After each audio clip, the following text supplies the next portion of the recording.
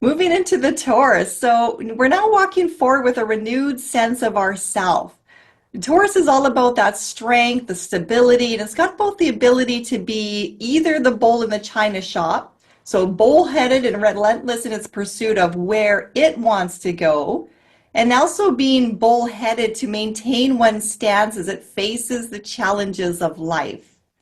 So we start our journey in the sacral center with two gate activations. Really, again, listening to your gut instinct and noticing what are clinging on to that is keeping you in that chaotic state. So that is looking at your mind, body, spirit connection in that, and also the internal and external environment. We want to draw our attention towards nourishing yourself and nourishing others. So the bull does leave an impact upon the earth, and its footsteps do have a lot of weight. So consider your own impact upon the earth and your tendency to leave behind a legacy of what it is that you are really here to do, and how our considerations of what that is going to really help to move us towards a selflessness as opposed to a selfish state.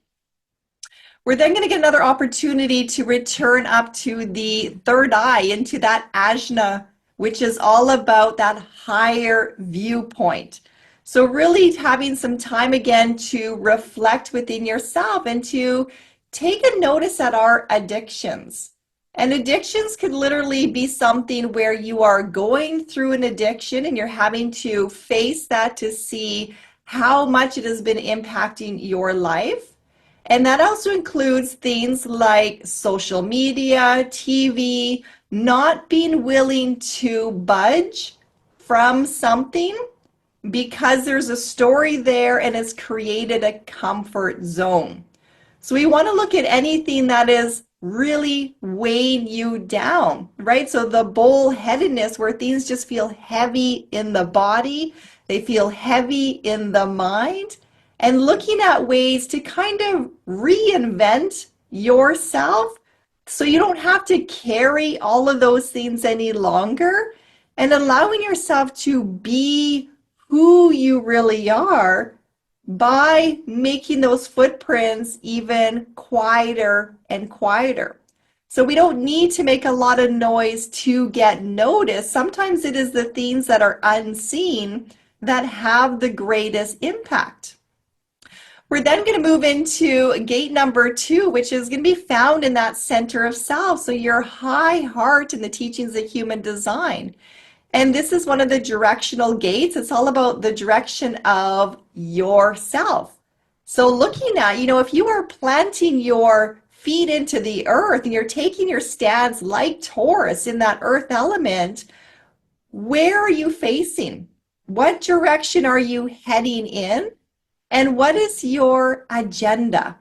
So you're going to want to get really clear as to your own personal agenda and whether that agenda is alignment to going in the direction that really does orientate you to your highest good.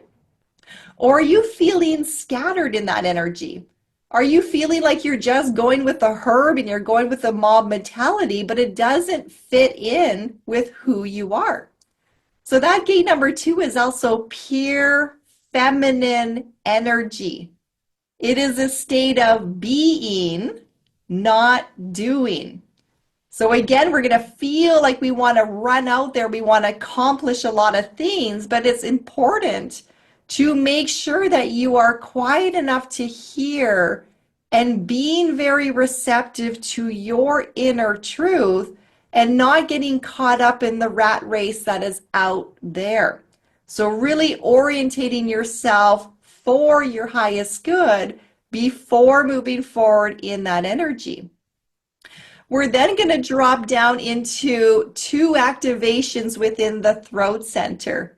And the throat center is really interesting in human design because all of the gates that you're going to have circled in your own body graph, all of the energy in those are really trying to make its way out through your throat center to be expressed. So that is our area of communication, expression, manifestation, and metabolism. So the food we eat is one form of metabolism, but it's also how do you metabolize energy? So we really want to look at, where have we made our lives so complex that we don't have the time to do what we truly are feeling guided to do? What have we accumulated that's taking up so much time and energy? So there's also a bit of a spring cleaning, so to speak, that goes on in here. And allowing yourself to become more simplified.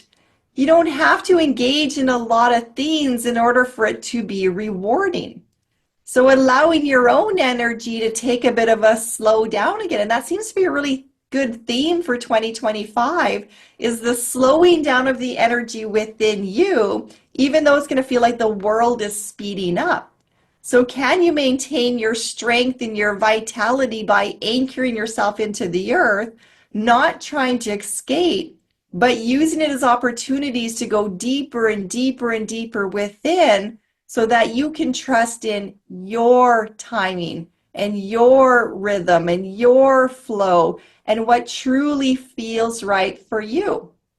So that's going to push us down to end out this season by looking at our own unique style, not trying to copy anyone else, not living a life that is just mediocre and it doesn't have any substance, but really allowing yourself to be you, to come into your own contribution, to know that every footstep you take is leaving an impact and an imprint on others. You are feeling it for yourself. Others are looking up towards you.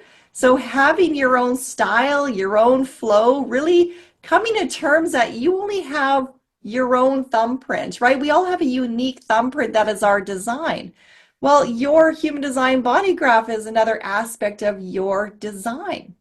The more you can live as your truth, the more you're going to really orientate yourself to be receptive to where those divine, those higher aspects are really leading you. If you are trying to be like everybody else or put yourself into their timing and their rhythm, it is really going to take you away from your true direction.